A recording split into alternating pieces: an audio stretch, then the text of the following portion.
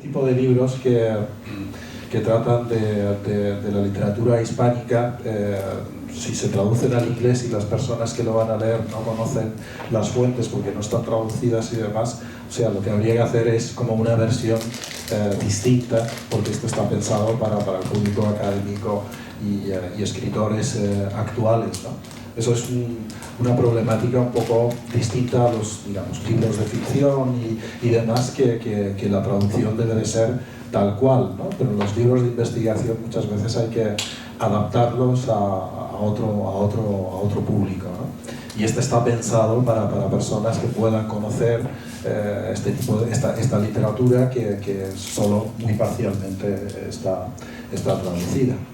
Bueno, si quieres puedes empezar a compartir la pantalla para que veamos el PowerPoint y veamos como primera imagen pues la que tenéis. Vosotros lo veis allí detrás del ordenador,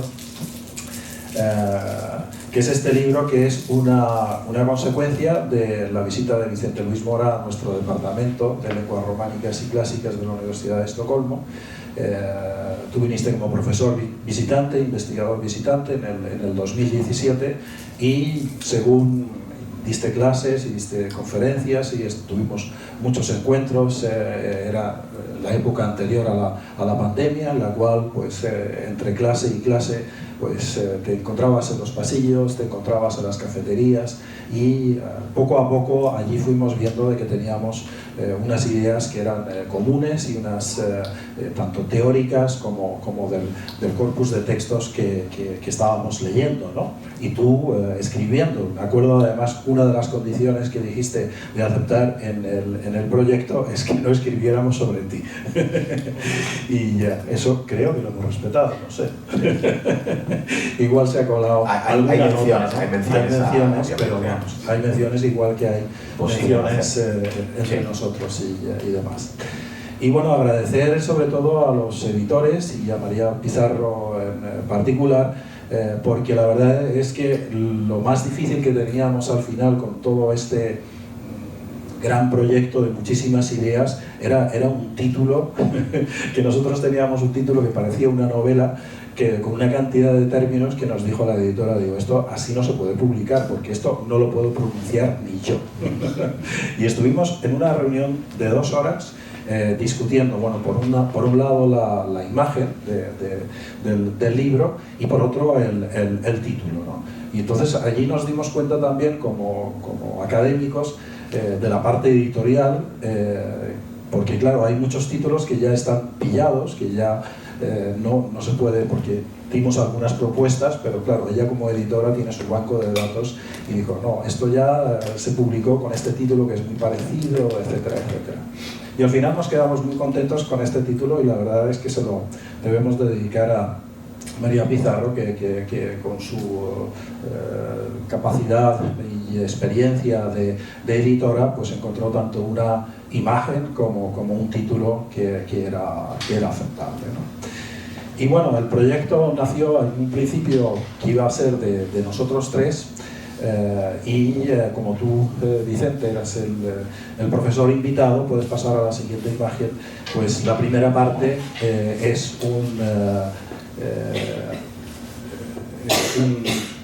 es media monografía de Vicente, que es una visión más global, más de conjunto.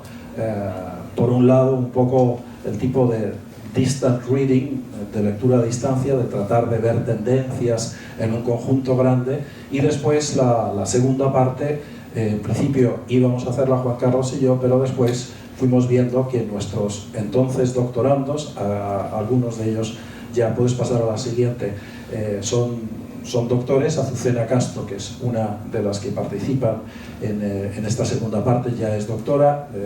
Gianfranco Selgas va a presentar su tesis en menos de un mes, y Linnea Chelson hizo su seminario final el viernes pasado, ¿no? Así que todos están encaminados, y bueno, fue un proyecto que esperamos ahora que después de la pandemia pues vuelvan a surgir esos mundos de diálogo, de intercomunicación entre nosotros y demás, porque el resultado de este libro en la pandemia no hubiera podido ser.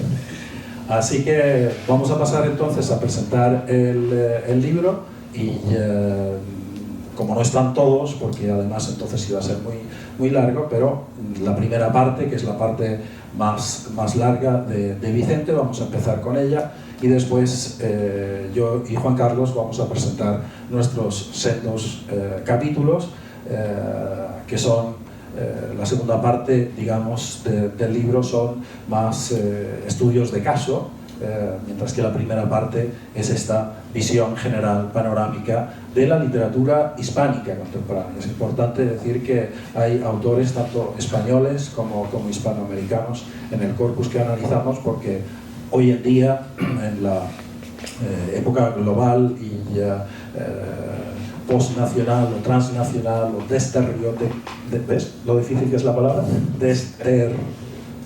Desterritorialidad. Gracias. Desterritorializada. Como veis, era una de las palabras del título del libro que por fortuna nuestra editora dijo, nanay. Pues bien, entonces Vicente, pasa tú a hacer tu presentación y después haré yo la mía y Juan Carlos cierra.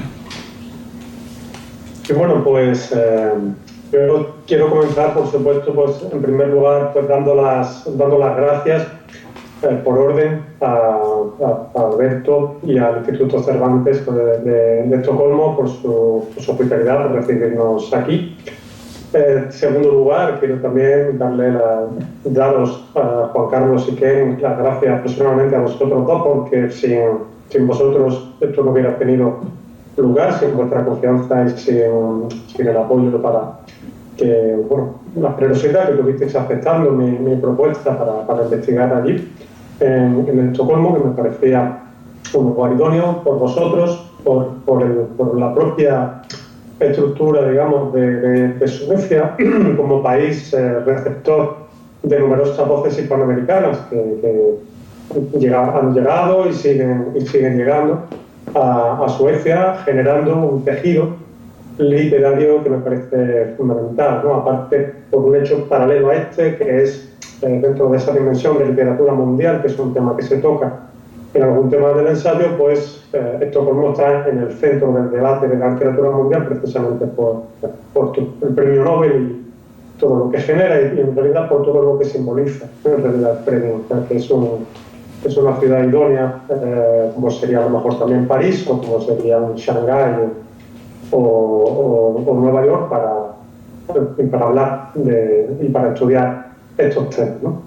Así que gracias a los dos de verdad. También, por supuesto, en último, pero no menos importante lugar, agradecer a Iberoamericana Verboet, a su vez también su hospitalidad, su acogida a este volumen, porque, en fin, los libros, las ideas están muy bien, pero hay que materializarlas, ahí tienen que llegar a un corpus de papel, tienen que encarnarse en texto, y pocos lugares tan idóneos como Iberoamericana, ¿no?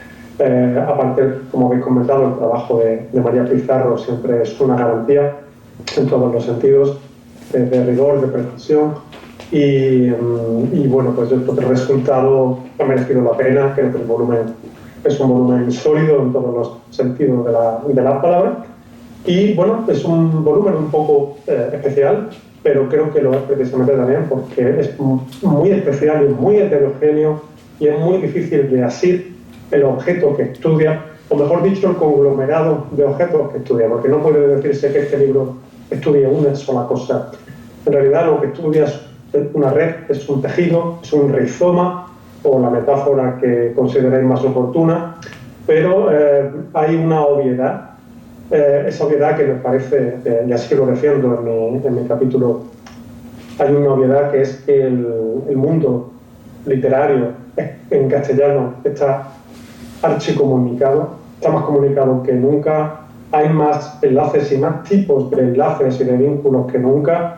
Algunos son geográficos, como he dicho, por ejemplo, por la cantidad de autores latinoamericanos que pueden estar en Estocolmo en este momento. Otros vínculos son relacionales. a través de las redes sociales o a través de la correspondencia en el más antiguo de los sentidos, pues estamos los escritores que trabajamos en castellano muy comunicados, estamos muy vinculados, las editoriales son comunes, a veces las antologías, los florilegios, las recopilaciones, también incluso las recopilaciones de estudios como estas alternan nombres de todos los países con escritura en castellano, de muchos países que escriben en español. Y el resultado es eso, una especie de tejido entreverado y complejo, cuya lectura es en sí misma otra complejidad añadida, ¿no? Otra capa de complejidad añadida. Ante esta diversidad, ante esta disparidad, pueden hacerse varias cosas. Una de ellas es esconder la cabeza como la avestruz en el suelo y decir, no, es imposible, este territorio, este panorama es demasiado complejo como para acercarnos desde el punto de vista académico a él. Esa es una posibilidad, no sé si legítima, pero desde luego es factible, ¿no?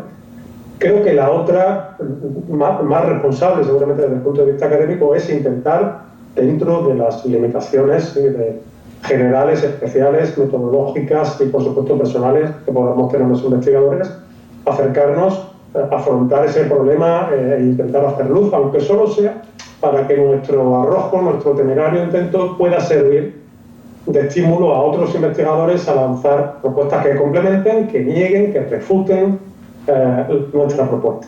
Y por eso, pues, digamos que de ahí el trabajo, ¿no? Eduardo Milán, un excelente poeta uruguayo, trasterrado, extraterritorial, residente en México desde hace muchos años por razones políticas, escribió hace tiempo que la mundialización modélica de un canon no puede concebirse con ingredientes especialmente complejos.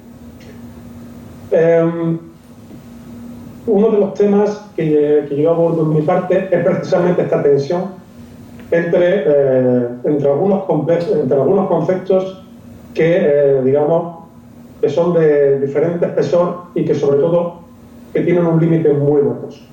Algunos lo habéis apuntado, el de desterritorialización, o el de extraterritorialidad, o el de globalización, o el de mundialización en un sentido, digamos, más francófono, mientras que globalización sería desde un sentido más anglosajón.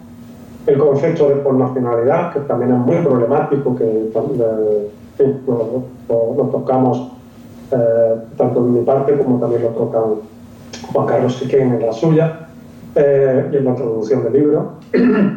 Y, en fin, hay una serie de conceptos que son muy escurridizos, que además algunos autores los utilizan significando cosas diferentes o con diferentes alcances.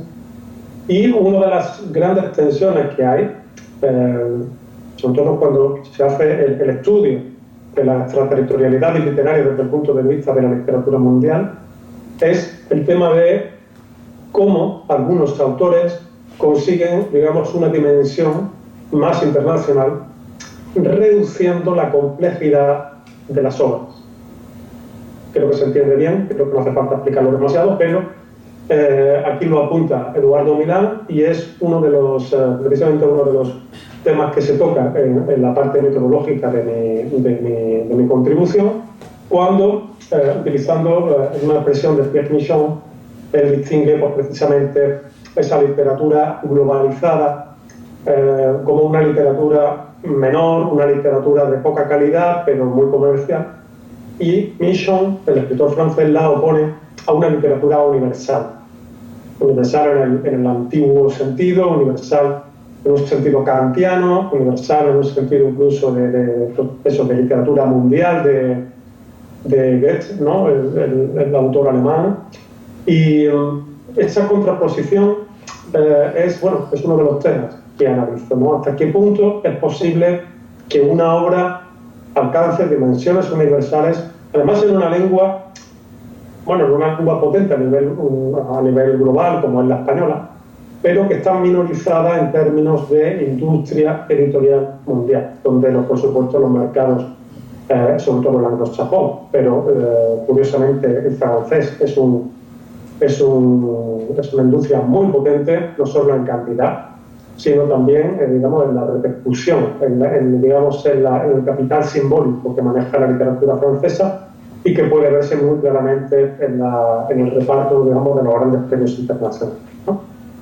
Entonces, todas estas cuestiones nos llevan a esta distribución de la literatura por el mundo, en la que, como puede verse en este meme, que, bueno, en esta imagen que descargué de internet, vemos que a veces, pues, digamos que la representación nacional de las literaturas, pues sí que puede corresponderse, digamos, con algunos títulos reconocidos, ¿no? Se supone que aquí se establece cuál sería el libro más representativo de cada uno de los países.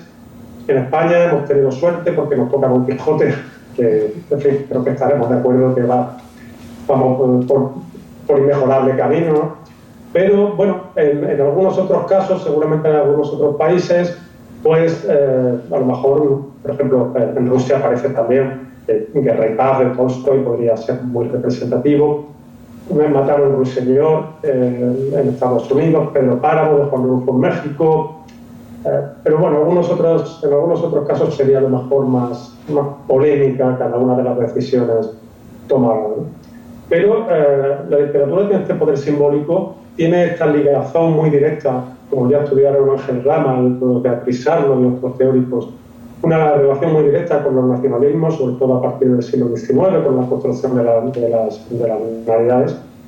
Y este gran peso de esta idea de la literatura nacional se topa de frente, ¿no? Toda la idea de los localismos literarios se topa de frente con esta vocación universalista que en principio tiene toda obra de arte, no solamente la literaria, ¿no? Porque todos los escritores, todos los artistas, todos los músicos, todos los arquitectos quieren ser leídos, escuchados, contemplados universalmente, ¿no? Y esa es una aspiración legítima, totalmente honorable y honrosa y comprensible, y bueno, pues se genera un poco esa tensión, esa especie de lucha contra esta dimensión nacional heredada de la literatura que todavía sigue muy vigente.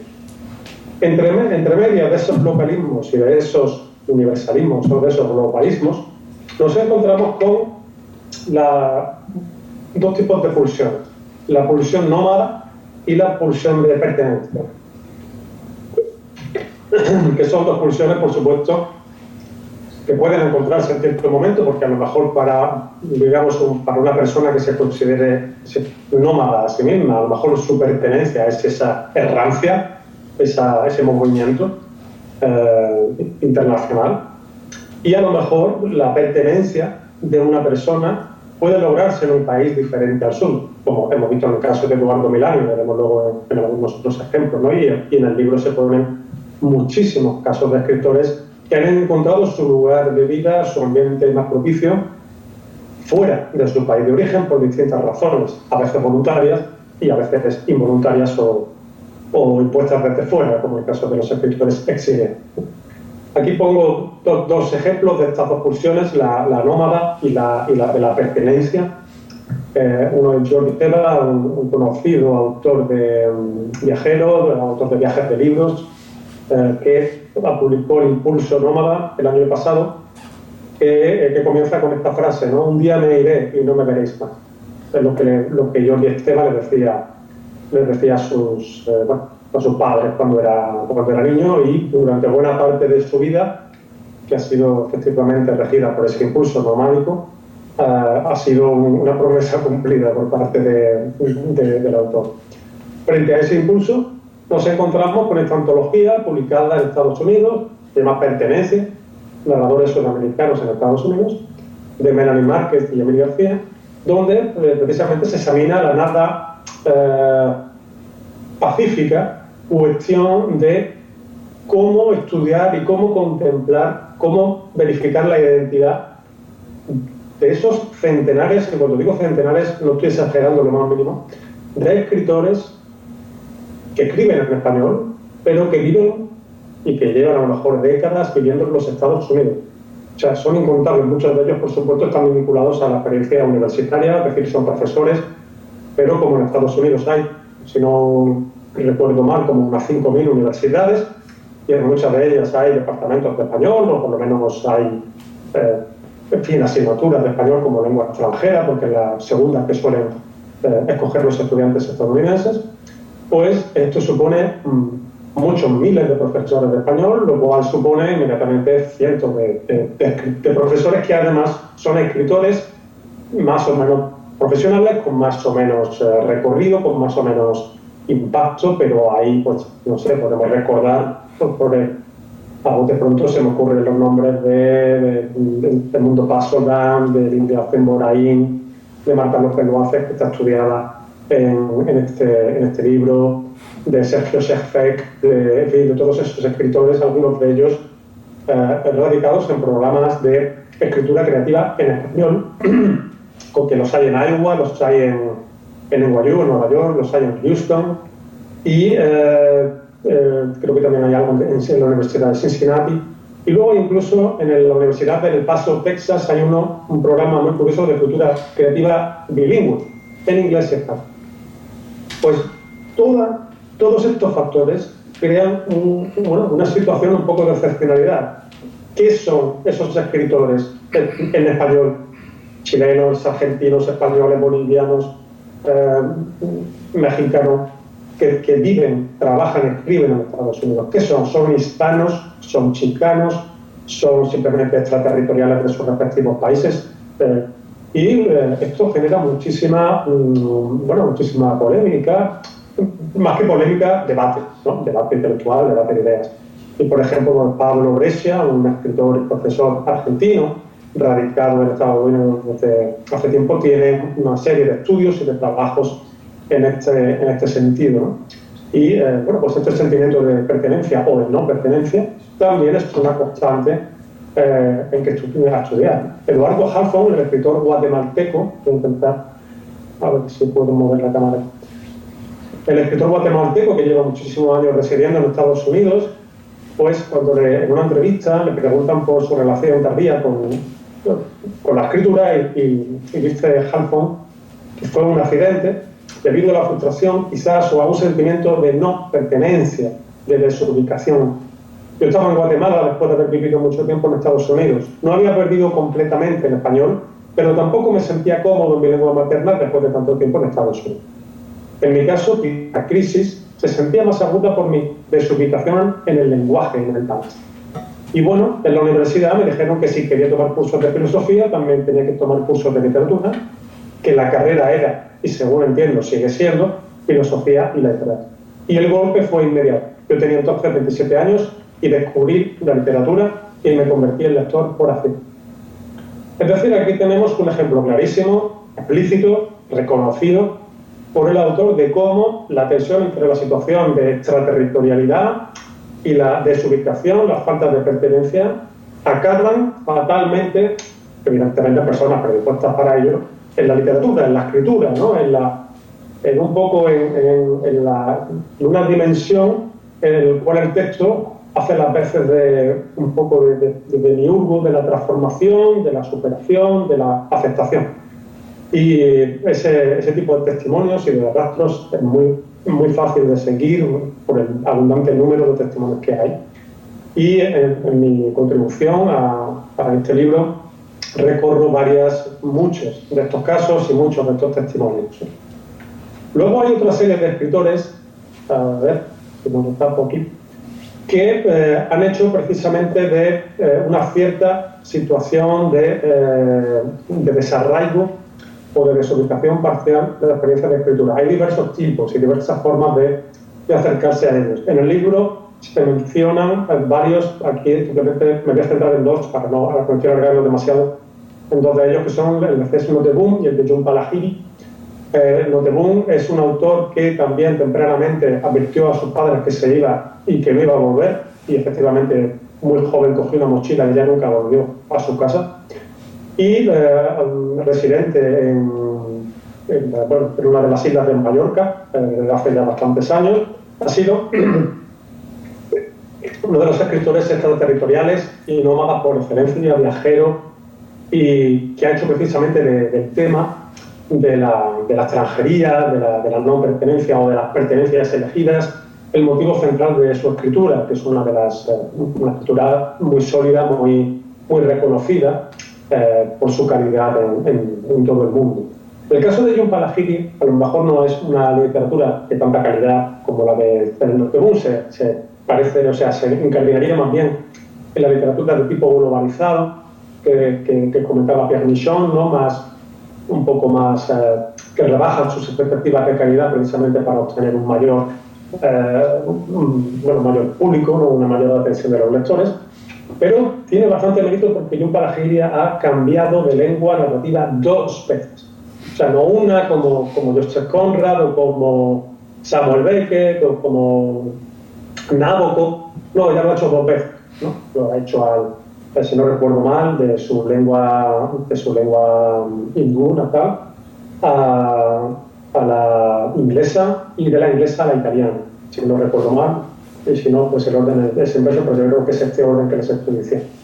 Y bueno, pues esta capacidad para cambiar 2 veces la lengua de escritura y adaptarse un poco a la nueva pertenencia, afectando el idioma y convirtiéndolo no solamente en la lengua de uso diario, y que ya suficiente esfuerzo por sí, ¿no? Como sabemos los que hemos tenido que hacerlo, sino convertirlo incluso en la lengua de expresión literaria. Bueno, me parece un caso realmente llamativo y realmente valioso, como aventura, ¿no? de desubicación y de desterritorialización lingüística, ¿no? Que me parece interesante. Y creo que estos fenómenos, digamos, de cambio de lengua, que no son nuevos, ¿no? He citado algunos autores clásicos que los han hecho, pero que no, ahora son muy numerosos, aunque, por supuesto, la mayoría de las veces las variaciones, los cambios se hacen a las lenguas, digamos, literariamente más poderosas desde el punto de vista de la industria. Es decir, de cada 20 escritores que cambian de lengua o que eligen otra lengua diferente a la materna para escribir, de cada 20, 19 lo hacen o al inglés o al francés. Entonces, por ejemplo, el caso de un caso que conozco de primera mano es la cantidad, por ejemplo, de escritores marroquíes que escriben en francés, que a lo mejor si pueden, pues tienen una doble residencia entre Marruecos y París, etcétera, para estar en contacto con el mundo literario francés, que, como he dicho, es muy potente. Y por lo tanto, pues eso no es casual, ¿no? También entra dentro también, por supuesto, de esa legítima voluntad de ser más leído que a lo mejor en tu lengua materna. Y en algunos casos nos hemos encontrado con autores muy conocidos, Kazuo Ishiguro, premio Nobel hace unos años. En fin, el inglés no es su lengua materna, o por lo menos luego tiene otra familiar, pero en fin, es un excelente escritor en inglés. Y bueno, pues creo que Gorman, uno de los últimos premios Nobel, también está en un caso bastante parecido, ¿no? O sea que podemos rastrear muchísimos autores que han llevado a cabo este cambio de lengua para ser más leído, ¿no? Voy a ir ya muy brevemente, porque me estoy extendiendo demasiado, que este tema me gusta mucho y creo que se me nota. Y bueno, simplemente destacar aquí el libro de la izquierda de Ariadna Harwich y Michael Gómez es precisamente un diálogo sobre 2 escritores que han sido extraterritoriales. Harwich es una escritora conocida, argentina, residente en París.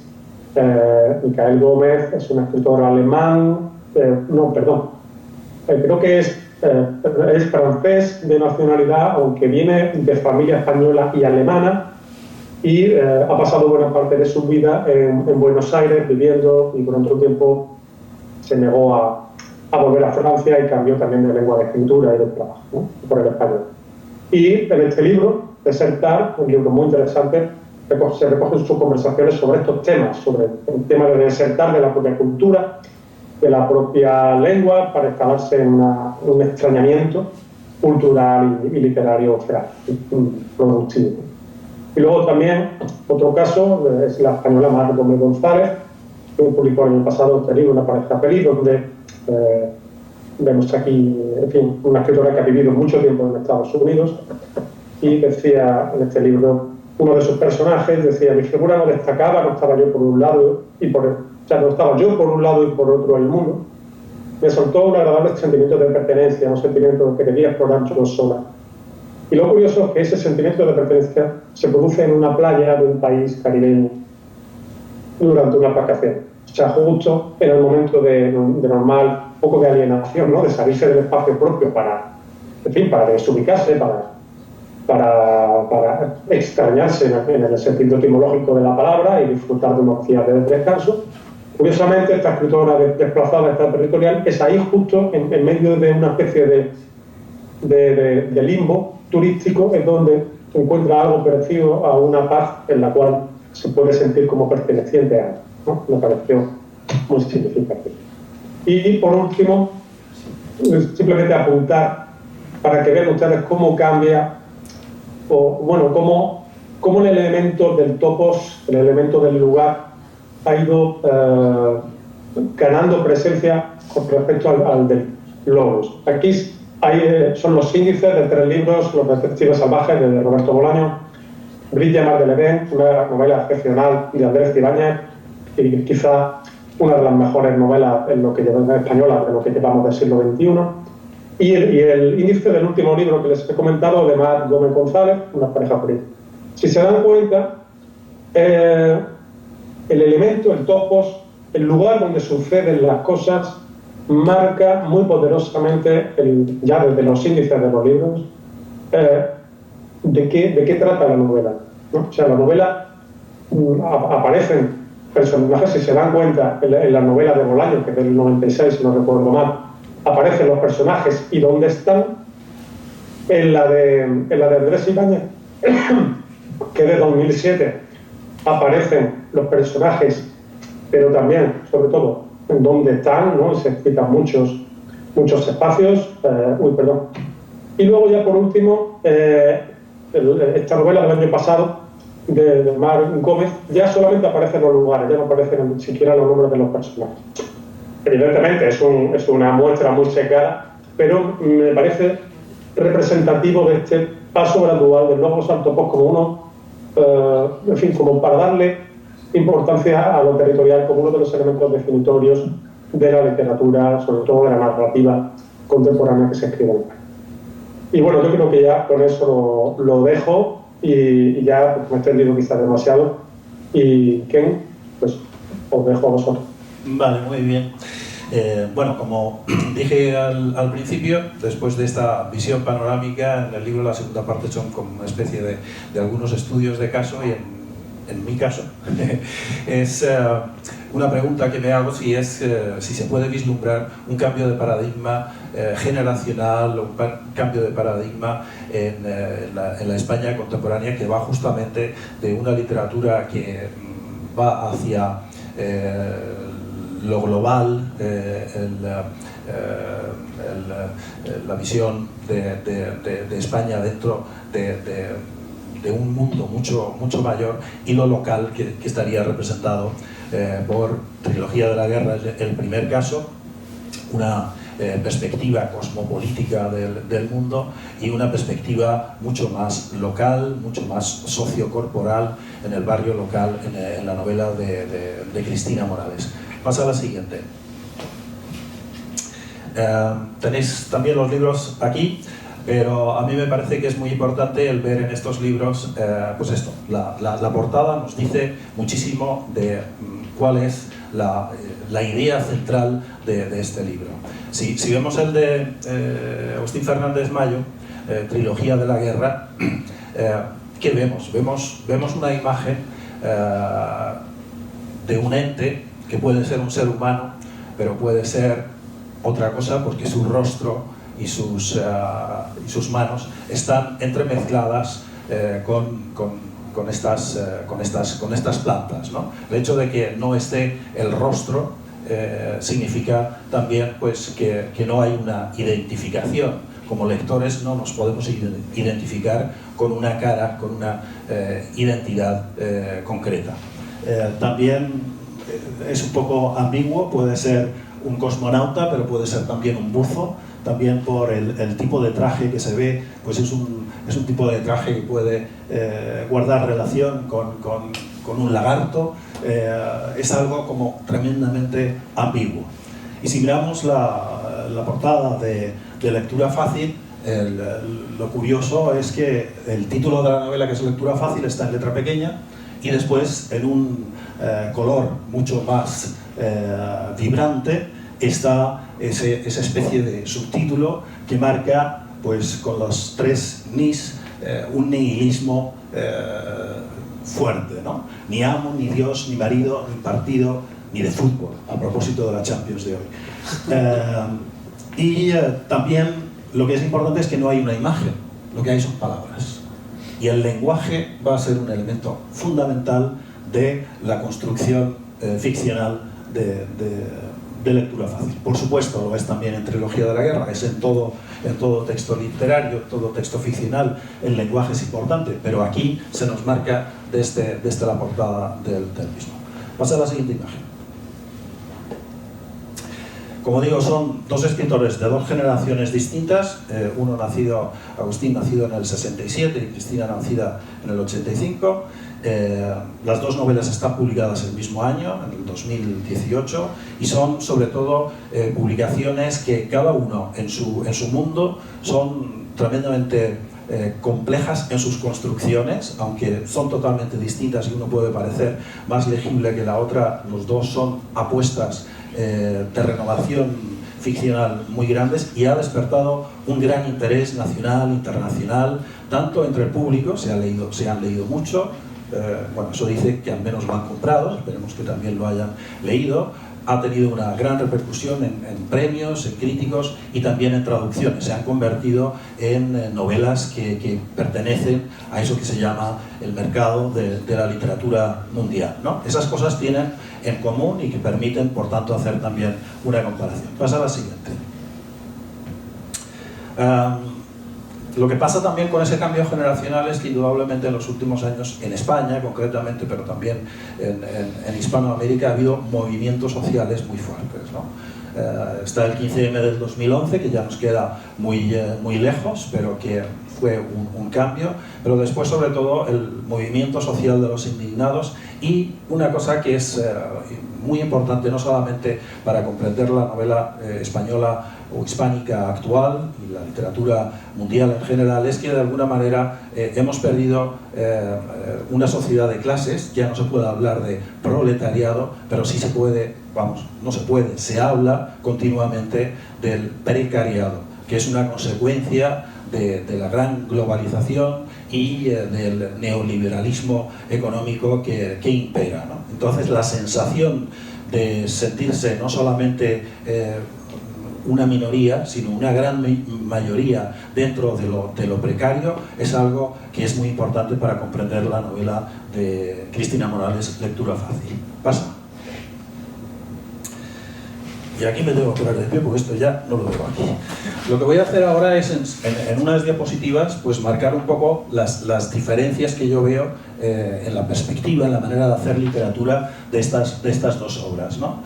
Entonces, en Trilogía de la Guerra pues está esa perspectiva cosmopolítica, en el sentido de que, igual que las novelas que ha presentado Vicente anteriormente, el espacio del mundo es el espacio de esta novela, ¿no? Que está en todo el mundo.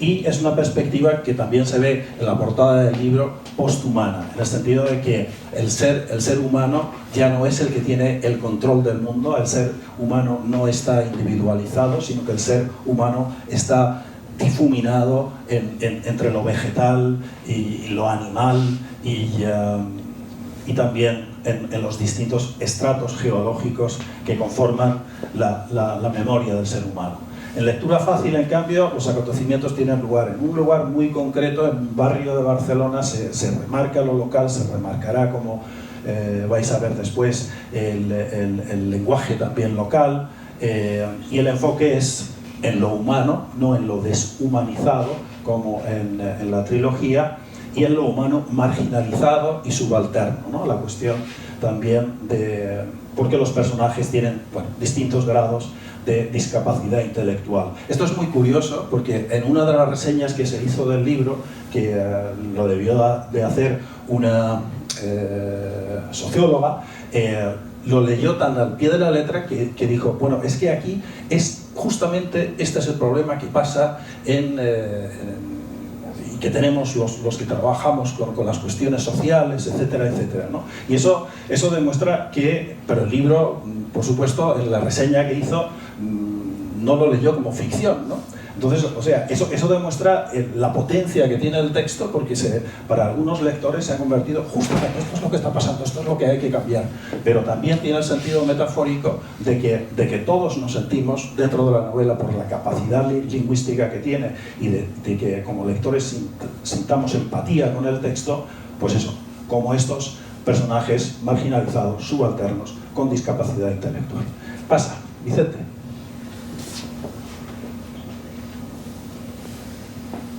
Sí, pasó. Y entonces, bueno, pues siguiendo con esto, Trilogía es un mundo muy abstracto, todo sucede, como vamos a ver en alguna cita que voy a presentar después, en la mente de los personajes, es un imaginario difuminado que va mucho más allá de la cotidianidad, y esto, claro, crea ese efecto de lejanía como lectores, ¿no? Mientras que Lectura Fácil representa ese mundo concreto, material, corporal, social, lúdico, y nosotros nos sentimos como lectores dentro de esa ficción, sentimos empatía con los personajes. En Trilogía los personajes son descentrados, a veces nos pueden recordar a que son como avatares que no tienen una voluntad propia, entonces también nos sentimos esto tiene el mismo efecto de distanciamiento en el lector, ¿no?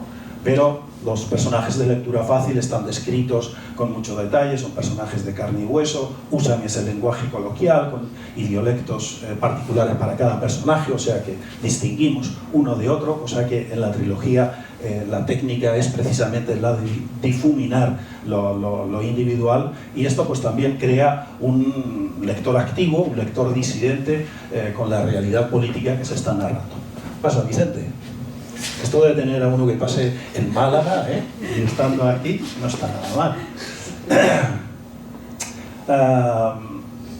Una de las cuestiones que también sacó Vicente en esa panorámica es que el mundo de Trilogía de la Guerra es un mundo altamente tecnológico, y el ser humano no es para nada el centro, el que tiene control de la situación, ¿no? Ya vimos la portada, el carácter totalmente desfigurado del ser humano, que no se sabe si es ser humano o no lo es, ¿no?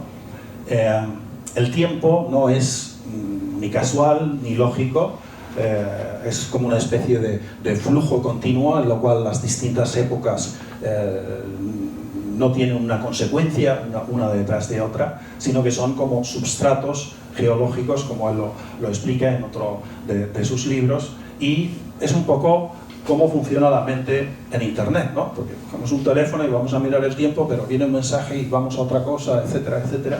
Es un poco así la estructura que tiene Trilogía, ¿no? Y Lectura Fácil es totalmente lo contrario, ¿no? Son personajes vivientes en su materialidad, lo que se narra son sus deseos, sus sufrimientos, los líquidos, el cuerpo, lo tangible, ¿no? Mientras que Trilogía es lo intangible.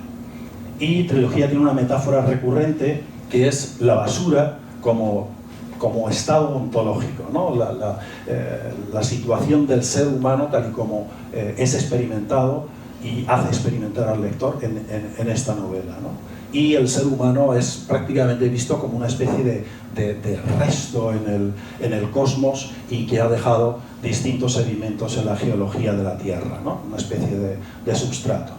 Y el tema recurrente de Lectura Fácil es la tensión entre el poder con un lenguaje vacío y el ser humano marginalizado con un lenguaje vital y potente, y por tanto hay una evidente crítica al poder fáctico en la era de la globalización.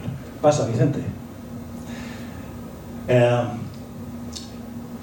El título de Trilogía de la Guerra es porque está referida a 3 guerras y otra vez tenemos la cuestión de la globalización y la cuestión de distintas épocas. Son 3 guerras históricas mundiales, la guerra del Vietnam, la Segunda Guerra Mundial y la Guerra Civil Española, ¿no? Entonces, el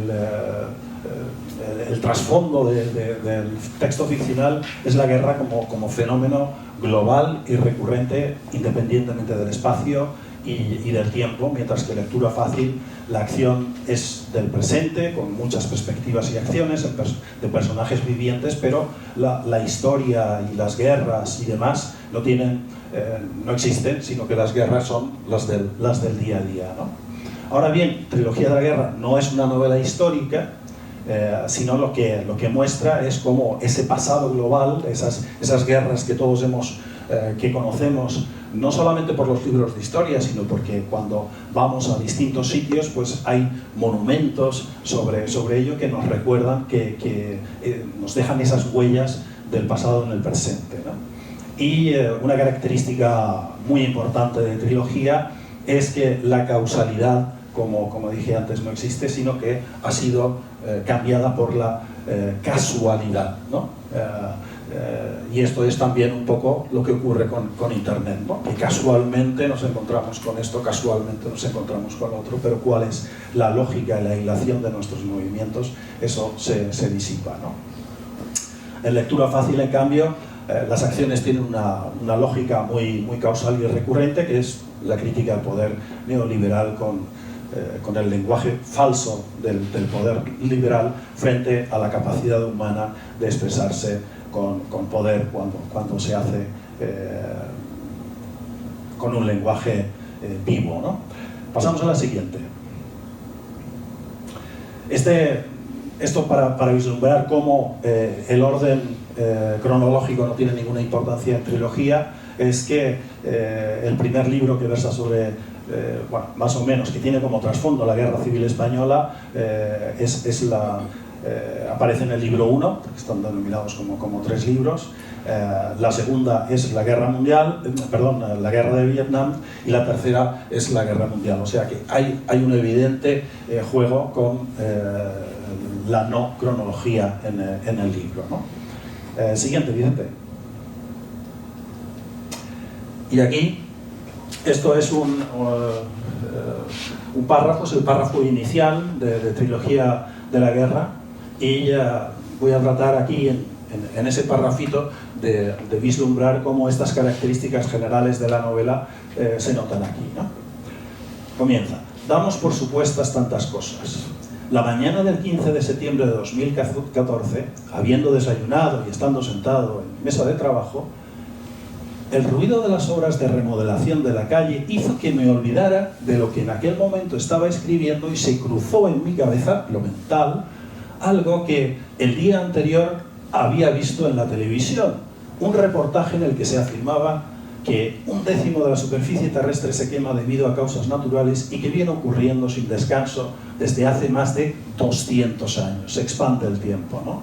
Y después, en el segmento 6, se conforma un mapa dinámico, se enfoca en África, el continente al que los expertos en esta materia llaman corazón del infierno, etc. Y después vuelve, digamos, en el tiempo. Me asustó pensar que la existencia del humano moderno se hubiera venido desarrollando al lado de esa incandescente presencia. Se vuelve un poco al segmento 1, ¿no? Damos por supuesto tantas cosas, después viene esta reflexión, pero lo que ha ocurrido es que hay en el segmento 2 una determinación temporal muy concreta, la mañana del 15 de septiembre de 2014, y después una cosa lleva a otra, y a pensar en 200 años. Pues así funciona la novela. Y si pasamos a la siguiente, que es una descripción,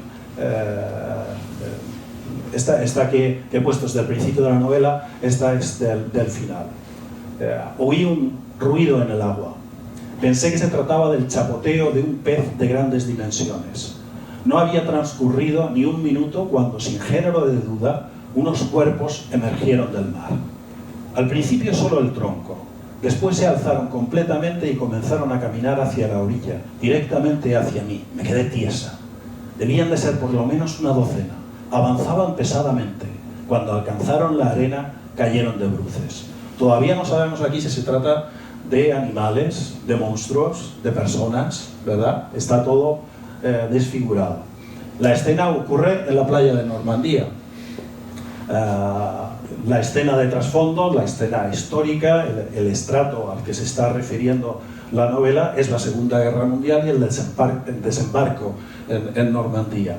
Pero esa ciudad de Normandía y la playa de Normandía está lleno de souvenirs, está, digamos, hecha un museo del pasado de la Segunda Guerra Mundial, y la realidad actual pues es esta, que los soldados de la Segunda Guerra Mundial aquí en esta escena están transformados por las víctimas de la actualidad, que son los que vienen en pateras, sobre todo de África, que es un tema recurrente que ya vimos en la primera escena, ¿no? Entonces ahí, digamos, como las playas de Normandía, que todo el mundo conoce como el desembarco de la Segunda Guerra Mundial, con el cual se acaba la Segunda Guerra Mundial, ha quedado transformado con un nuevo desembarco que nos lleva a la trágica actualidad. Pasa a la siguiente.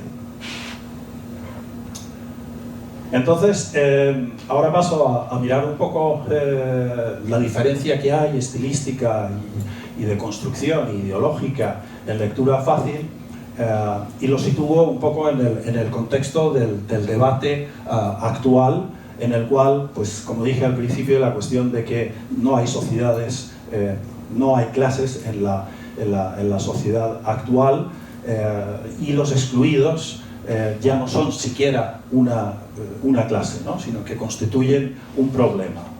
Y la siguiente cita de Judith Butler, que habla de las consecuencias de la economía liberal, con las pérdidas de los individuos, pues eso, de todas sus pertenencias, ¿no? Ese es el contexto mundial que es analizado por antropólogos, filósofos y demás de la cotidianidad, de la actualidad, ¿no? Pasa, Vicente.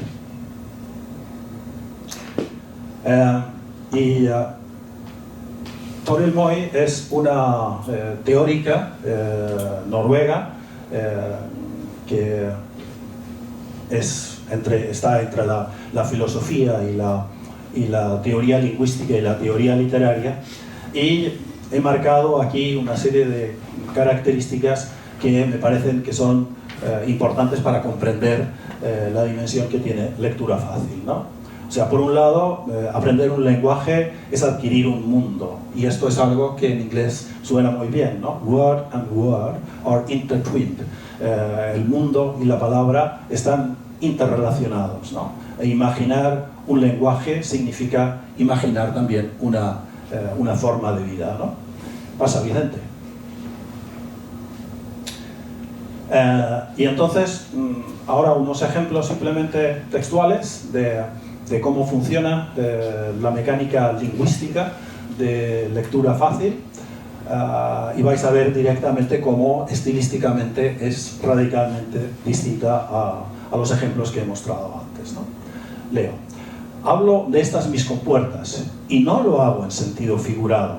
Estoy intentando a toda costa ser literal, explicar una mecánica.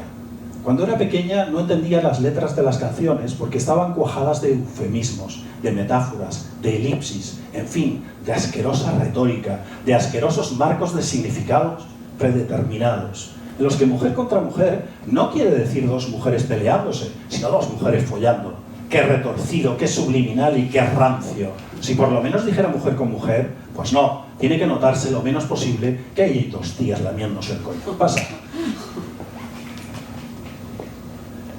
Y también podemos observar en esta novela, justamente por eso elige personas subalternas como personajes, y es lo que yo digo que es una metáfora de la condición en la cual nos sentimos en los tiempos actuales, ¿no? Hay una crítica continua a al intento de normalización por parte de las instituciones de que todos vayamos por la misma norma, ¿no? Porque parece que de eso va la danza integrada. Con 5 clases ya me estoy enterando. Va de que los cuerpos y las mentes no normalizados se integren en el sistema gobernante de cuerpos y mentes normales. Esto es, respetuoso con las normas. Hasta eso quiere decir superarse, normalizarse, volverse ciudadano, volverse igual. Y ya la siguiente cita, ¿y qué es ser normal? Como normal es Porfirio Páez. Acertáis de nuevo, normal es lo macho, normal es lo facho, normal es lo neoliberal. Más claro, imposible. Vicente, pasa. Y la última cita también, la crítica al lenguaje como elemento de poder. Y bueno, estos son pasajes como muy valientes, ¿no?, de Cristina Morales, porque Cristina Morales no solamente está narrando la situación de un barrio de Barcelona, sino que vive allí, ¿no? Este pasaje visualiza cómo el lenguaje se utiliza como un elemento de poder, ¿no? Dejando de hablarme en castellano para solo hacerlo en catalán, como si cambiando de idioma estuviera invocando a los 2 millones de catalanoparlantes del mundo, yo creo que son más, ¿no?, y formando el ejército más poderoso de la tierra contra el que yo nada podría hacer. Me dijo que encima de mentirosa y mala persona era españolista. Me encanta que me llamen españolista, porque es el último recurso retórico de los independentistas, lo que te sueltan cuando se les acaban los argumentos para defender su basura burguesa, ¿no? Pasa. Bien, creo que esta es la última, ¿verdad? ¿Vicente? Sí. Y entonces, bueno, vuelvo un poco a la teoría de Torel Moy y para lo que parece que es una lectura fácil, lo que parece que es un texto que no tiene digamos, un rigor teórico detrás, es todo lo contrario, ¿no? Torel Moy, que por supuesto no conoce lectura fácil, pero escribe precisamente lo que considera que caracteriza a un gran escritor, ¿no? Y es esa capacidad de mover y de utilizar todos los recursos que tiene el lenguaje ordinario. Uno que es capaz de hacer que nuestras percepciones como lectores se agudicen, ¿no? Y el mejor lenguaje literario es el lenguaje ordinario utilizado excepcionalmente bien. Y esto es lo que Cristina Morales consigue desde el punto de vista estilístico. Pero también la segunda cita, que cuando habla de que los políticos, los que se dedican a los anuncios, ¿cómo se llama? Publicistas, burócratas, los académicos, también caemos en ese saco, producimos como una jerga de palabras que hace que los que oímos esas palabras en realidad no sabemos de qué nos están hablando, ¿no? Es algo que no acabamos de entender y esto es algo que es peligroso para la vida intelectual e incluso para la democracia. Pues precisamente eso es lo que ficcionalmente y estilísticamente hace Cristina Morales en su novela. Es fantástico que una teórica noruega y que escribe fundamentalmente en inglés y que se ubica en universidades norteamericanas y británicas haya esa concomitancia de ideas, uno en la teoría y otro en la práctica. Bueno, pues esta es mi contribución y Juan Carlos acaba. Muy bien, pues lo primero, antes que nada me gustaría decir que yo no tengo PowerPoint, así que no les voy a poner ninguna imagen y lo que me voy a dedicar es simplemente a charlar un poco con respecto a mi contribución, pero no sin antes dar las gracias también a María Pizarro, cuya labor en este libro es impagable, encomiable por todo el tiempo que ha dedicado también a la edición del texto, ¿no? Del texto final en su conjunto, ¿verdad? Dar las gracias también a todos los participantes en el libro, nuestros doctorandos, por supuesto, Linnea, Gianfranco y Azucena, cuyas contribuciones son esenciales para dar sentido a toda la parte analítica del libro, y por supuesto a Vicente, que aceptó el El reto, yo creo que el reto, Vicente, si me lo permites, empezó ya, si me permiten voy a hacer un poquito de arqueología del asunto. Empezó hace unos años, en 2013. Creo que ahí empezamos a contactar tú y yo. Tú estabas en Marrakech, yo estaba dando un curso en Aarhus y online nos atendiste. Recuerdo perfectamente aquel día porque mostraste una gran generosidad con mis estudiantes. Luego, más tarde, estuviste en Aarhus de visita. Creo que hasta 2 veces, si no me equivoco, por lo menos una, y luego en Copenhague, en el Festival de Literatura, ¿verdad? 2 ocasiones. Así que se fue generando un poco ya un vínculo de alguna manera y unos intereses con respecto a todo esto. Y la verdad es que la cuestión estaba más que nada una preocupación que a mí me estaba de alguna manera asusando ya desde hacía algún tiempo, y es que intentaba, viniendo yo del siglo de oro, de los estudios del siglo de oro, de la literatura contemporánea sobre la memoria, me estaba fijando en este tipo de obras, este tipo de autores que de alguna manera me inquietaban por su forma de narrar y por presentar a una serie de personajes que estaban claramente deslocalizados o de alguna manera localizados, pero en un paradigma diferente, no en un paradigma estrechamente ligado a una, digamos, a una idea de nación o algo así, sino que era algo mucho más complejo. Y evidentemente hay una serie de sinergias que dominan esas mentalidades, esas psiques que poblan las novelas de estos autores. Ahí, aunque Vicente no quería que exploráramos alguna de sus obras, yo, sin embargo, no lo hicimos, cumplimos con el acuerdo, pero es incuestionable que hay que mencionar a Circular.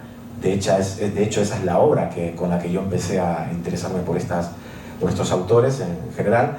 Hay que mencionar a Circular como para mí la piedra de partida de una narrativa. Hay otros, está Agustín Fernández Mayo y su trilogía de Nocilla, ¿verdad? Nocilla Twin, la primera, y todas las demás. De alguna manera reunía esa galería de personajes que de alguna manera correspondía a esas inquietudes que a mí se me estaban manifestando en el ámbito de los estudios de la literatura y de la literatura que yo estaba leyendo y que incluso con la que estaba trabajando en clase. El resultado de todo aquello fue que Vicente nos visitó, como antes comentábamos, en Estocolmo, estando ya yo aquí en Estocolmo, y decidimos emprender este proyecto, escribir un libro entre los tres inicialmente, ¿verdad?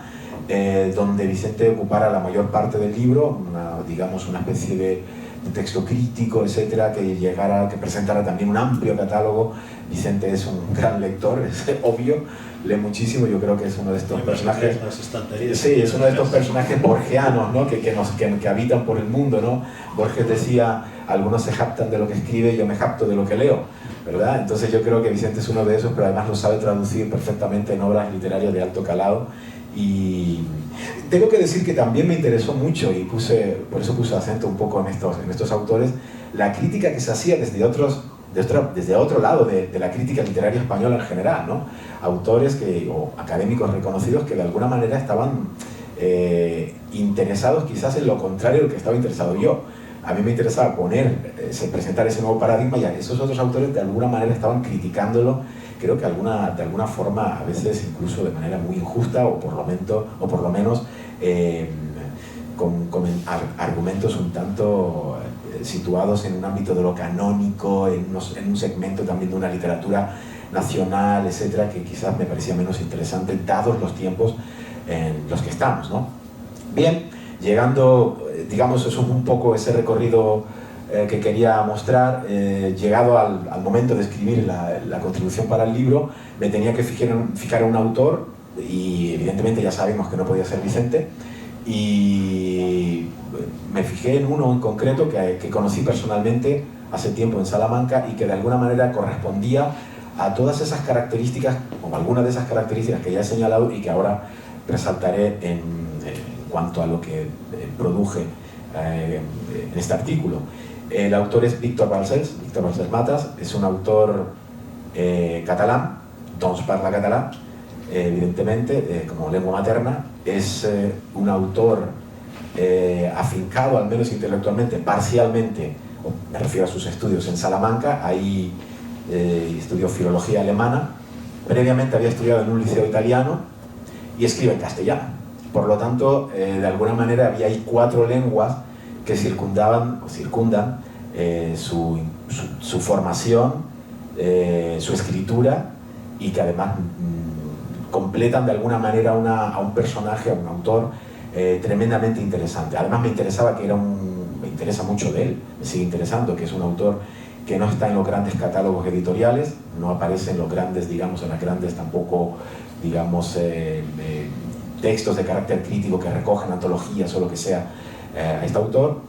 Por lo tanto, esa cierta marginalidad que posiblemente él niegue o podamos discutir, me interesaba muchísimo, y también me interesó el hecho de que era el único artículo del libro que se encargaba del relato breve, del cuento, ¿no? Teniendo en cuenta que Vicente había hecho una inmensa galería de textos narrativos, Ken se había centrado en una serie de novelas, Linnea en otras, Gianfranco en otras y Azucena poesía, lo cual más ha dado un espacio al relato breve, ¿no?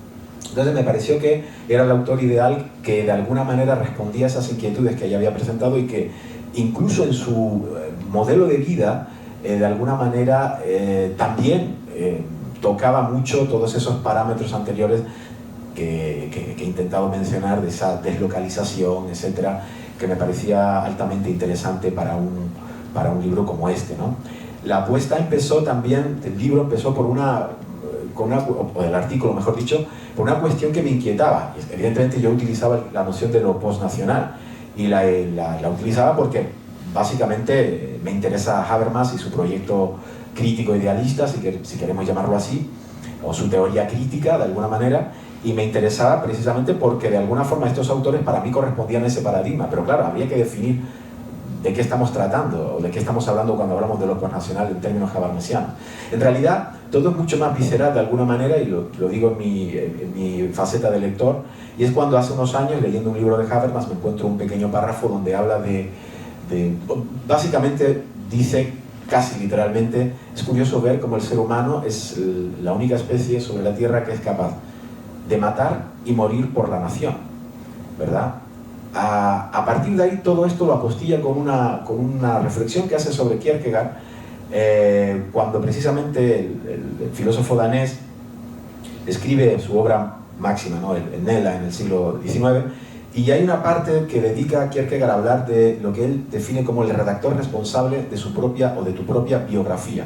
Es aquel individuo emancipado de alguna forma de ciertas nociones fuertes, discursos fuertes, que en el caso del nacionalismo yo casi más que diría que, aunque es un discurso, casi más que diría que a veces se trata de arengas directas que tratan de uniformar el pensamiento en una sola dirección y con unos objetivos muy claros, son básicamente de poder, obviamente. En este sentido, creo que la frase de Kierkegaard en relación a la teoría crítica de Habermas correspondía, de hecho, Habermas la utiliza precisamente para manifestar ese proyecto que luego va surgiendo en todo el pensamiento habermasiano en torno a la idea de lo postnacional. Hay muchas cosas que se pueden discutir con respecto a Habermas, pero evidentemente esa idea que más que una teoría dirigida a la práctica política o a la praxis, parecía más bien un proyecto de carácter, o por lo menos a mí me lo parece así, un proyecto de carácter crítico, directamente crítico, para repensar la manera en la que nos interrelacionamos o construimos discursos en torno a la propia idea de nación y superar ese paradigma una vez sabidas las consecuencias de los campos de concentración nazi, por utilizar un elemento, y aquí también estoy vinculándolo a Adorno y Horkheimer y su dialéctica de la ilustración, ¿verdad? Estoy pensando básicamente en ese paradigma al que Habermas se enfrenta, es decir, hasta aquí nos han llevado los nacionalismos. Por lo tanto, no podemos olvidar que Habermas digamos, ha formado parcialmente en la Escuela de Frankfurt, y por lo tanto hay una serie de elementos que de alguna manera combina con el pensamiento también de Adorno, Horkheimer, Marcuse, etc. Y por lo tanto, repito, ese proyecto para mí era sobre todo de carácter emancipador, es decir, algo aún no realizado y cuyas, digamos, posibilidades eran muchas. Yo creo que la globalización era uno de los aparatos críticos que habría que criticar en clave neoliberal, lo que supone en términos de lo neoliberal, pero que sin embargo, junto con la revolución tecnológica y digital, produjo y sigue produciendo, digamos, un tejido cultural que de alguna manera sí se había emancipado de esos preceptos anteriores, ¿verdad? Y prueba de ello, por ejemplo, es la obra de Víctor, como destaco en mi parte del texto. Creo que producto de ello también son los personajes de Circular las Afueras, lo digo en una parte del artículo, son personajes que rebosan todo este tipo de elementos donde la ubicación nacional parece que no es lo más importante. Hay otro tipo de elementos mucho más inmediatos, tangibles, humanos, que me parecen, digamos, de alguna manera lo más importante en este tipo de personajes, ¿verdad?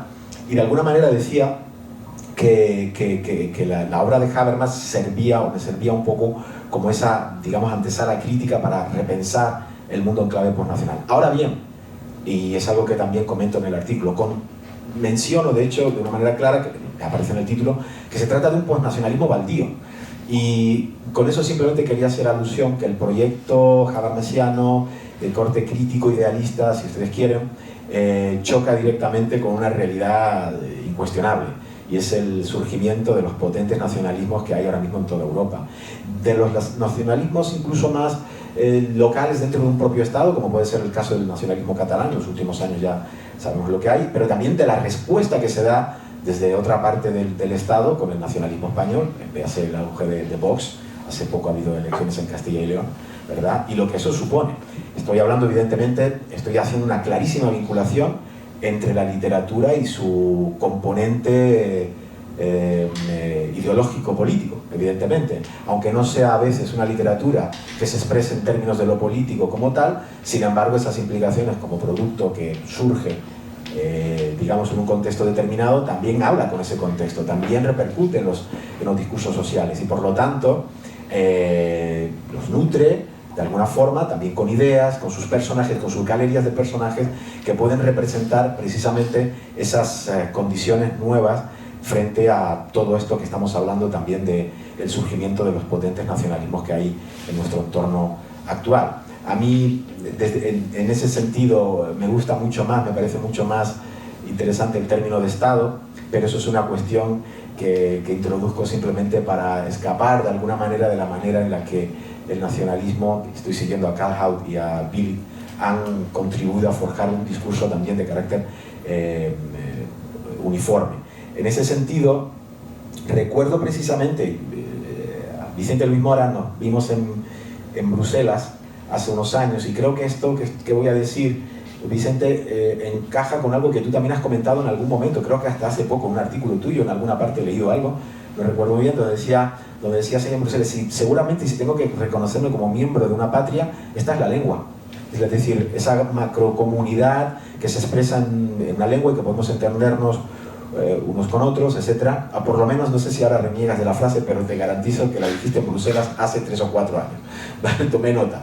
Entonces, esa patria, de alguna manera, es lo que da cabida a todas las obras que pueblan el libro que estamos presentando, de alguna manera. Esos autores que antes comentabas, lo extraterritorial, lo deslocalizado, lo supraterritorial, como lo menciono, como lo llamo yo en mi artículo, es decir, esa condición previa de entender que lo territorial está por debajo y que hay una identidad que está encima y que tiene que ver con todas estas realidades que se nutren de lo global, de lo cosmopolita, de una cultura trans, si se quiere decir así, transatlántica. En este caso, pues, este es nuestro ámbito, pero también las relaciones que establecen con el Wall Literature, que antes comentabas también, porque esas son inequívocas. Y un caso ejemplar es otra vez los cuentos de Víctor Valsermatas, es decir, los personajes no transitan por... De hecho, creo recordar que solo en un cuento aparece Barcelona, o 2, ¿vale? Su ciudad natal. Y aparece porque se está intentando traducir una experiencia íntima, personal. Y claro, ahí es normal llegar a lo que Mauricio Rosenkopf llamaba mi única patria posible es mi calle, mi única patria posible es el olor a la panadería y los gritos de mi madre llamándome. Lo otro, lo que está más arriba, la nación, no lo veo de la misma manera porque al fin y al cabo, por culpa de ella, el propio Mauricio Rosenkopf acabó en la cárcel. Estoy hablando del periodo dictatorial en Uruguay, ¿verdad? Bien, como estaba diciendo, por lo tanto, esa idea de lo supraterritorial transita el libro, la explico en el libro, pero además la vinculo a otro concepto que me parece, de alguna manera intentaba o enfrentarme de alguna manera al concepto de lo postnacional que defiende Habermas, que es lo contranacional. Es decir, frente a la realidad de lo postnacional, que sería una realidad de facto, ya ha sucedido, es orgánico, es natural, es una evolución como tal, hay también una actitud contranacional en autores concretos. Estoy pensando en autores clarísimamente como Jorge Carrión, en algunas de sus comentarios cuando habla de Me duele España, él desarrolla el asunto del Me duele España de Miguel de Unamuno, obviamente lo está diciendo claro, nada me duele menos que España, dice él en algún momento, ¿verdad? Pero también lo podemos vincular a autores como Manuel Vilas y su obra España. De alguna manera hay, no tanto la novela, pero cuando escuchamos al propio Vilas hablar de ello, te das cuenta de que, por lo menos cuando surge la novela, hay una actitud claramente frente a la idea de lo nación, en el sentido al menos que se nos ha venido expresando en términos de lo español, obviamente muy marcado por todo el periodo dictatorial que todos conocemos muy bien. Y esto lo explico y lo desarrollo en un segundo. Escribía Ulrich Winter que si hay un enemigo claro de la nación alemana es Hitler. Y lo mismo se puede decir de Franco en España, y es obvio, y es claro. ¿Por qué es eso? Porque en sus discursos se representa o se designa, se determina y se perfila, se fija, incluso se ordena qué es ser español. Evidentemente, al hacer eso, dejas fuera todo lo demás, todo aquello que no comulgue con esa misma idea de la nación que estas ideologías han estimulado y proyectado, de alguna manera, queda fuera de ese paradigma, y por lo tanto el collage se cierra, no hay tal collage, solamente hay uniformidad de pensamiento. Y evidentemente creo que muchas de estas obras, en concreto la obra de Víctor, se enfrenta a todo ese tipo de mecanismos discursivos, presentando sujetos, historias, personajes que son claramente un resultado de otra realidad, que no tiene nada que ver con ese paradigma ultranacionalista del que estoy hablando. Por lo tanto, lo contranacional me parecía necesario incluirlo para hablar de esa actitud, más que de un resultado orgánico de la propia noción de lo postnacional, digámoslo otra vez volviendo a la teoría de Habermas, sino como una actitud frente a lo nacional de algunos de estos autores. No diría todos, obviamente, esto es para poder entender esas limitaciones que yo mismo estoy diciendo, habría que leer el artículo y comprender que no se trata de todo, no podemos hacer una totalidad cuando se trata de una selva inmensa de autores que cada uno tendrá también su propia idiosincrasia, sus propias perspectivas ideológicas, etcétera, etcétera. Pero bueno, al menos desde la lectura, muchos de esos personajes me parece que responden a esa actitud. Por último, había una etiqueta más que quería que acuñé en el texto, que es lo de la cosmopoética. Es decir, la voz de estos autores, específicamente la de Víctor, me parece que se sitúa precisamente en ese paradigma. Lo llamé así, podía haberlo llamado de otra manera, pero me parecía que esa poética, esa voz muy personal, muy intimista, muy ligada a la experiencia, pero también muy conectada con todo su saber literario, tenía mucho que ver con una lógica que busca en todo momento presentar una fusión clarísima entre la alta cultura y la cultura, digamos, popular. Yo creo, con Andreas Husserl, creo que ya esa distinción no existe, no debería existir, pertenece a un paradigma anterior, claramente marcado por la división de clases con la que se ha clasificado en el pasado incluso la historia literaria, productos culturales de todo tipo, etc. Creo que estamos ante otra cosa ahora mismo. Pero bueno, Víctor lo hace muy bien, esa mezcla de la cultura popular, etcétera, desde el mundo del rock a los video games, a todo este tipo de estrategias contemporáneas, o productos culturales contemporáneos, quería decir, o, por ejemplo, la aparición de elementos lingüísticos o lenguas distintas a la castellana con la que escribe, ya sea en la titulación de los capítulos, ya sea en la inserción de canciones, etcétera. También destaco esa cosmopoética que diviso, por lo menos en la obra de Víctor, en un juego con la intimidad claramente interesante. Hay un juego sobre la propia idea de intimidad, cómo se refleja en el libro. Me parece que está tocado desde una perspectiva del sujeto contemporáneo y su soledad, pero su soledad en un espacio donde estamos más que nunca rodeados de información por todas partes. Es decir, nunca se ha leído más que ahora, pero es verdad que leemos de una manera más superficial. Decía Paco Umbral que una cosa es leer y otra cosa es juntar letras. Dice, la gente hoy en día junta letras, no lee, ¿verdad? Entonces yo creo que esa intimidad se percibe claramente en esa intimidad del ser solitario, se percibe en la obra de Víctor, y todo esto junto con otra serie de características ahondan en esa idea de una posible cosmopoética con la que este autor escribe. Diría una más, que me parece fundamental. Muchos de sus textos están escritos con pequeñas frases muy cortas, ¿vale? Y punto y seguido. Yo recuerdo incluso hablando con él, le dije en una ocasión, Víctor, has escrito un libro de cuentos, por lo tanto son narrativos, es decir, sí, pero que en realidad no es así. Si te fijas en las pausas, si te fijas en los ritmos que hay en el texto, más que un libro de cuentos, parece que estás escribiendo poemas, básicamente. No diré ese término que me parece un poco cursi de prosía o cosas por el estilo, pero diré que son poemas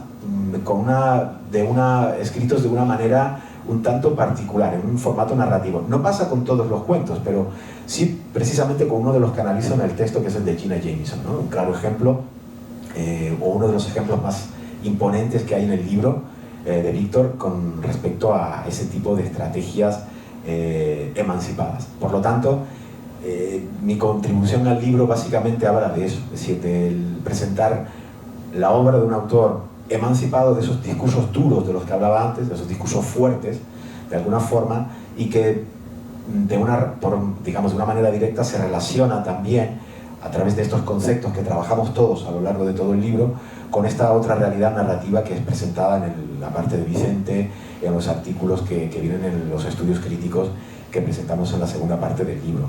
Así que, bueno, faltaría simplemente recordar el título del libro de Víctor, Yo mataré monstruos por ti, título precioso, que induce a errores, porque mucha gente piensa que debe tratarse de un libro de amor, ¿verdad? Alguien que mata monstruos por otra persona, ¿no? Y en realidad el misterio, no lo voy a desvelar para que lo lean, el misterio es mucho más hermoso en realidad y mucho más poética, porque explica la relación de un niño, un alter ego de Víctor, seguramente un correlato, una figura irónica, da igual, como sea, que juega a matar marcianitos con su abuelo. Entonces creo que ahí hay una idea que me parece que es muy interesante. Solamente un detalle más con respecto al libro y a la manera en la que se presentó públicamente, si no recuerdo mal, al menos en Salamanca, puede ser que fuera la segunda o la tercera vez. Este libro se hizo con ese libro una especie de performance, ¿vale? Y se presentó en un supermercado. Es decir, mientras la gente compraba leche, yogur y carne y pollo, Víctor se sentó en una de las cajas y con el micro de la cajera empezó a recitar textos del libro. O sea que la gente, de hecho, se puede seguir por YouTube, creo que está por ahí en alguna parte todavía. Y está Víctor leyendo algunos de los relatos mientras la gente, repito, está comprando mortadela. Lo cual me parece una forma de llamar la atención a la compra de ciertos productos en supermercados y a cierta hora.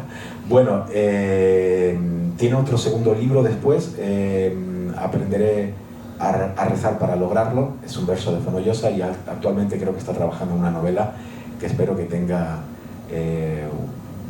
todo el eco que corresponde a un autor que todavía de alguna manera está en ciernes, pero que por otra considero tremendamente maduro. Nada más, solamente esta parte quería decir sobre la parte del libro. Pues ya hemos acabado. Ya hemos acabado, entonces. Muchas gracias, Vicente. Sí, yo no sé si, Vicente, ¿quieres añadir algo en la parte de aludidos por alusiones? No. Llevamos ya mucho tiempo hablando y nada, creo que las aportaciones de Ken y de Juan Carlos son estupendas. Creo que en este libro sucede algo muy interesante, y es que la suma de las partes es mayor que el todo, ¿no? Como solía decirse en la filosofía escolástica. Creo que la pluralidad de perspectivas creo que enriquece el libro. Creo que es, por lo que decía antes, es que la heterogeneidad del objeto es tal que sería de ilusos pensar que se puede llegar a algún tipo de acuerdo con respecto a los marcos de análisis, ¿no? La propia novela como apunta lo que es la propia novela de Cristina Morales, apunta precisamente a esa crítica de la normalización. Entonces, no podemos caer nosotros en una normalización teórica, ¿no? Si estudiamos novelas que la están, desde la práctica, de una manera explícita, la están combatiendo. Así que creo que esta diversidad muy sana y creo que además el objeto del análisis nos obliga a ser honestos y a considerar que no solo que sea la más ajustada, sino que seguramente sea la más horizontal, la más democrática y la más inteligente para acercarse al fenómeno. Perfecto, pues nada, muchísimas gracias de nuevo Vicente, muchísimas gracias Ken, muchísimas gracias Juan Carlos. Si una presentación se mide por el interés que despierta el libro, yo creo que esta ha sido un éxito total, porque todos estamos deseando ya leer este libro, que creo que está disponible, ¿no? Está en internet, se puede comprar a través de... Se puede comprar como ebook. Exacto. Y también están allí la forma de comprarlo en formato de libro. Así que muchísimas gracias, de nuevo muchísimas gracias también a María, Ediciones de Iberoamericana, por hacer posible que esta visita, esta reunión de mentes preclaras, ¿no? diera lugar a este libro y que tuviera la forma del libro y que estuviera aquí presente. Vicente, nosotros nos vamos a tomar un vino, lo siento, tendrás que esperar un poquito, pero esperamos que muy pronto puedas venir aquí con nosotros y compartir una conversación y un vinito con una tapa. En el otoño. Yo también, haremos otra salud también. Muchas gracias, Vicente.